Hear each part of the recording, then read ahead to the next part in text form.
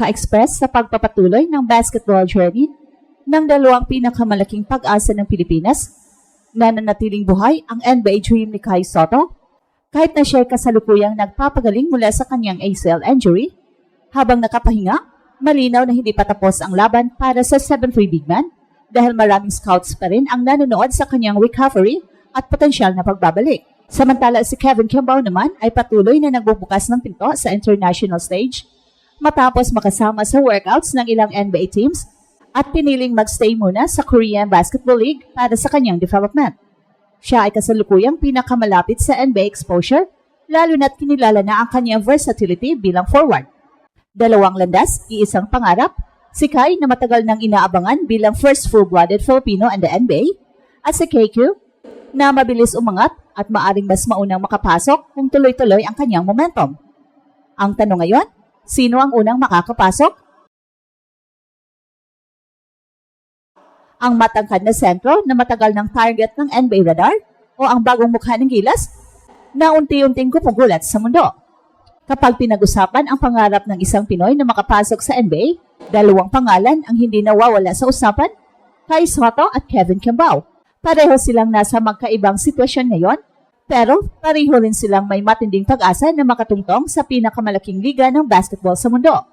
Unahin natin si Kai noong 2021, nagpasya siyang magtungo sa US upang mag-training at subukang pumasok sa NBA G League Ignite, pero hindi natuloy ang plano. Sa halip, naglaro siya sa Australia para sa Adelaide 36ers sa NBL at nakakuha ng atensyon matapos makalaban ang mga NBA teams sa preseason.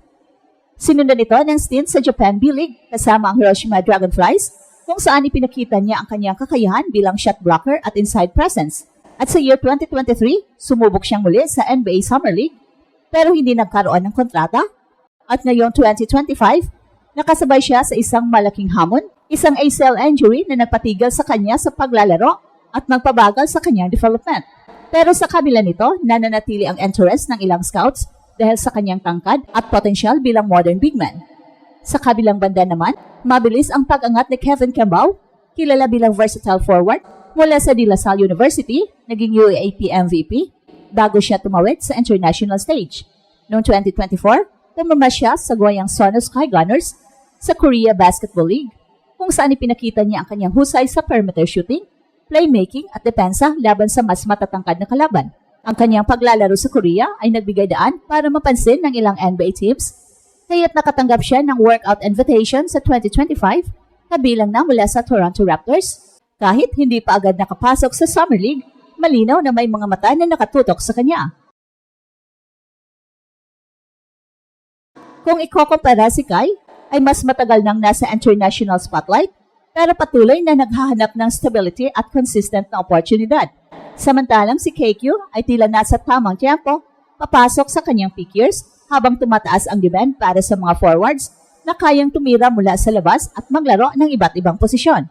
Ito ang dahilan kung bakit maraming fans ngayon ang nagtatanong, sino ang mas mauunang makapag-debut sa NBA? Matagal nang inaasahan na si Kai, na ngayon ay haharap sa pinakamahirap na yugto ng kanyang karera dahil sa injury recovery, o si Kevin Kimball na kasalukuyang umaangat sa tamang direksyon at malapit na makapasok sa radar ng mas maraming kupunan. Ang laban ay hindi lamang tungkol sa talento, kundi pati na rin sa timing, health at opportunity. At sa puntong ito, parehong nakatayo sina Kai at Kevin Kimball sa gilid ng napakalaking posibilidad na baka sa wakas ay dumating na ang panahon para sa isang homegrown Pinoy na makatungtong sa NBA hardwood. Kung susuriin ang landas ni Kai at KQ papuntang NBA, malinaw na may kanya-kanyang lakas at hamon ang dalawang Pinoy prospects. Para kay Kai, ang kanyang pangunahing bentahe ay ang hindi matatawarang taas at wingspan. Sa 7'3" niyang height, siya ang pinakamalaking Pinoy na nagkaroon ng seryosong chances sa NBA. Alam ng lahat na bihira ang ganitong tangkad at kombinasyon ng mobility, kaya't kahit by injury, hindi agad nawawala ang interest ng mga scouts. Pero dito pumapasok ang malaking hamon, health at mobility. Ang ACL injury na tinamo ni Kai nitong taon ay isang mabigat na pagsubok. Ang proseso ng rehabilitasyon ay matagal at ang mga NBA teams ay laging maingat sa pagkuha ng mga players na may injury history. Bukod pa rito, kailangang patunayan ni Kai na kaya niyang sumabay sa bilis at physicality ng NBA, lalo na't sa kanyang mga naging stints abroad, kadalasang lumabas ang issue ng conditioning at limited lateral quickness. Samantala, ang kaso ni KQ ay kabaligtaran. Hindi siya kasing tangkad ni Kai, pero ang kanyang versatility at skill set bilang modern forward ang nagiging puhunan. Sa international basketball ngayon, mataas ang demand para sa mga stretch forwards na kayang pumasa, umatake at umatras para umatake mula sa 3-point line. Ang positionless basketball na patakaran sa NBA ay pabor kay KQ. Dagdag pa rito, wala siyang major injury history at mas consistent ang kanyang availability sa mga liga kung saan siya naglalaro. Ang hamon kay Kevin ay ang kanyang experience laban sa elite competition.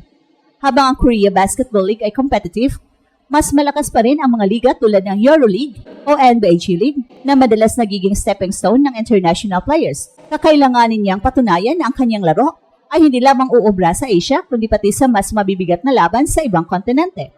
Isa pang malaking factor, exposure at timing. Si Kai ay ilang beses nang sumabak sa NBA Summer League kahit hindi nakakuha ng kontrata. Ang advantage nito ay nakapakita na siya sa mga NBA level scouts at coaches. Sa kabilang banda, si KQ ay bagong pangalan pa lang sa international radar. Pero kung mapanatili niya ang momentum sa KBL at makakuha ng Summer League invite, maaari siyang mas mabilis na makapasok kaysa inaasahan. Kung pagsamasamahin, ang sitwasyon ay tila race sa pagitan ng potential at readiness.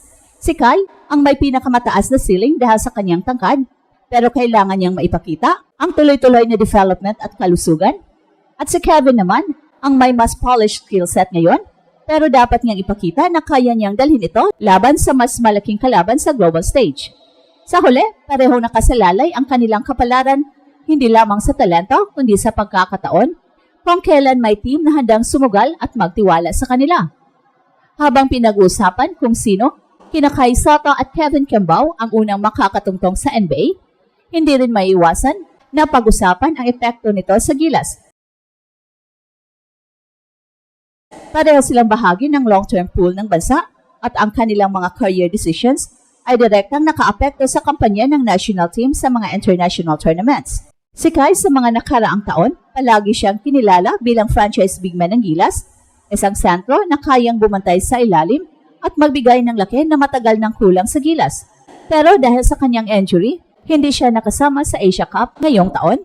Ito ang malaking dagok para kay Coach Tim Cone dahil nawala ang isa sa pinakamalaking piraso ng defensive system. At kapag bumalik si Kai, inaasahan na mahirap pa rin siyang isingit agad sa rotation, lalo na't ang kanyang recovery ay unti-unti at may kasamang pangamba ng re-injury. At kung makapasok siya sa NBA o G League system, mas lalo siyang magiging limitado sa availability para sa Gilas. Isang sitwasyon na dati na ring naranasan ng iba pang Pinoy na naglaro abroad. At ito ang Express Info kung saan bawat kwento ginulat ang mundo. Don't forget to like and subscribe.